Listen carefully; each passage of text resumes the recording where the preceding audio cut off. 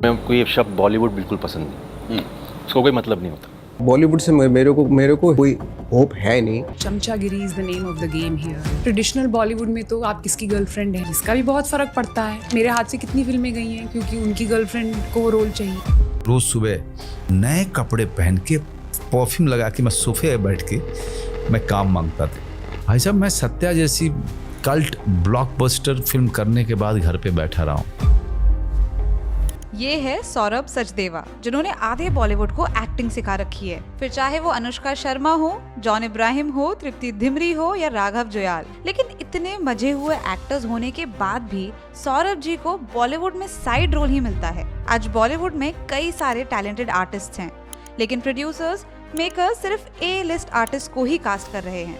मेरे को कभी पता नहीं चला ये ए लिस्ट एक्चुअली बनाता कौन है या होती कैसे है। मैं भी एक्चुअली जानना चाहता हूँ किस बेसिस पे होती है, मैं भी जानना चाहता हूँ किस बेसिस पे होती है। अब आप में से ऑलमोस्ट हर कोई इन केसेस को नेपोटिज्म से ही जोड़ रहा होगा। My dad, he's also part of the industry. He's been an action director. First thing he asked me was, यार अगर तुझे लग रहा है मेरी वजह से तेरा कुछ हो जाएगा तो कुछ नहीं होगा, वो मैं क्लैरिटी दे देता हूँ। लेकिन इस प्रॉब्लम का मेन रीजन नेपोटिज्म है ही नहीं। तो बॉलीवुड हमसे क्या छुपा रहा है? वो तो आपको भी पता है, सब पूरी दुनिया को मालूम है क्या छुपाया जाता है। सो आज की वीडियो में हम यही देखेंगे कि ऐसे कौन से आर्टिस्ट हैं जो हॉलीवुड में होते तो वो ऑस्कर तक जा सकते थे, लेकिन बॉलीवुड ने उनका टैलेंट वेस्ट कर दिया।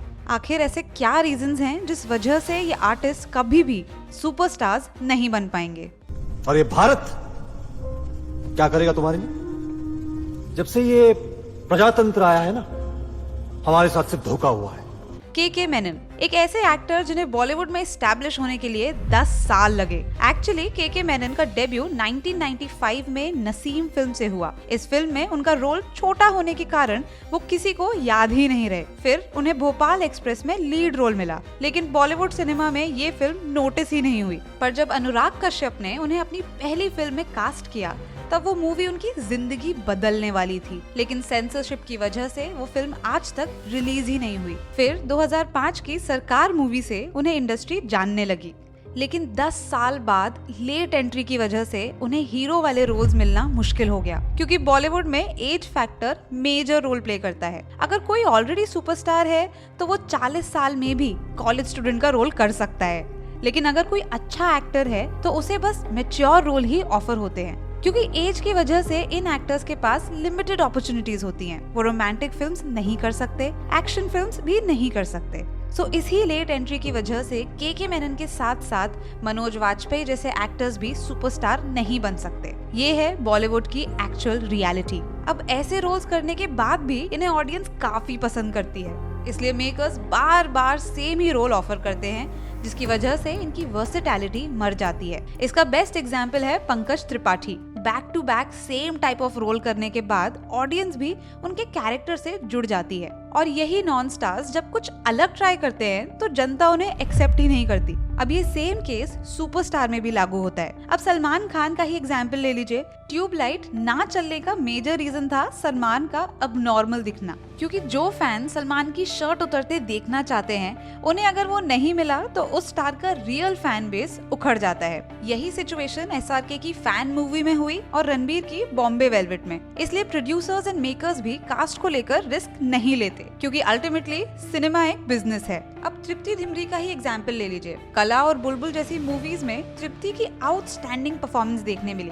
लेकिन एनिमल के बाद उसे सिर्फ और सिर्फ बोल्ड और ग्लैमरस रोल्स मिले, जिसमें उसकी एक्टिंग टोटली वेस्ट हो गई। क्योंकि बॉलीवुड इंडस्ट्री में आने के बाद एक्टर्स के पास 2 ऑप्शंस होते हैं। एक, या तो वो स्टार बने या फिर परफॉर्मर। उसे मास मूवी करनी है या फिर क्लास मूवी, ये डिसीजन उस एक्टर की चॉइस पर डिपेंड करता है। That image kind of started getting stuck to me, chocolate boy, chocolate boy, chocolate boy. And one fine day I just sat down and I started to think that, boss, how long will this chocolate boy kind of a thing, last? So that's when I started picking up films like Hasil, like, those kind of Munna Bhai, MBBS.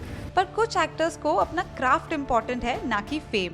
Star कुछ और होता है। मैं आपको बताता हूँ star क्या होता है। स्टार का आप काम देखने नहीं जाते हो, आप स्टार को देखने जाते हो। मुझे काम को लेके बहुत एक्साइटमेंट है। जब काम की प्रशंसा या मेरे काम को आप देखने जाते हैं ना, तब मुझे लगता है कि ये जो कमाया है ये सही कमाया, ये भाग्यशाली हूँ मैं। सी, अक्सर स्टार्स एक मूवी खत्म होने के बाद उसकी पीआर पर फोकस करते हैं, पर एक हार्डकोर एक्टर मूवी खत्म होने के बाद दूसरी मूवी के कैरेक्टर को खोजता है। इस वजह से स्टार हर वक्त अपने फैन से कनेक्टेड रहते हैं, वहीं दूसरी तरफ एक्टर्स अपनी नेक्स्ट प्रेपरेशन में बिजी हो जाते हैं।